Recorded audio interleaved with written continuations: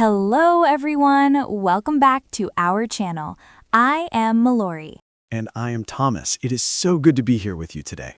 Today we have a very special topic. We are going to talk about meeting new people. Oh, that is a great topic, Mellori. Meeting new people can be a little scary when you are learning English.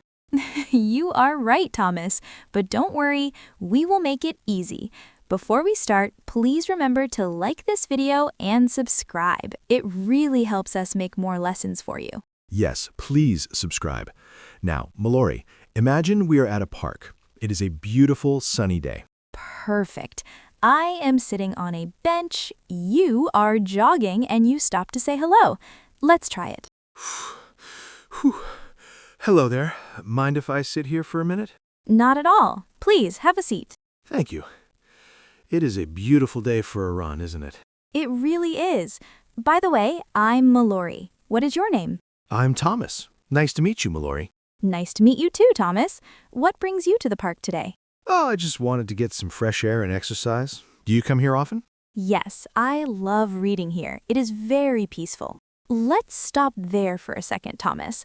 Let's look closer at that first phrase you used. Mind if I sit here? That's a good one. To mind something means to be bothered by it, right? Exactly. So when you ask, mind if I sit here, you are asking, does it bother you if I sit here? This is tricky for students because if the answer is no, it actually means yes, you can sit down. You are right. No, I don't mind means it's fine with me. It's a very polite, soft way to ask for permission. I also liked the question you asked me. What brings you to the park today? Yes, instead of asking a boring question like, why are you here, asking what brings you here sounds much more natural and friendly.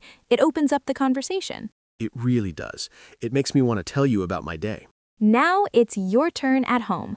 We want you to speak out loud with us. Thomas and I will say a phrase and we'll pause so you can repeat it. Ready?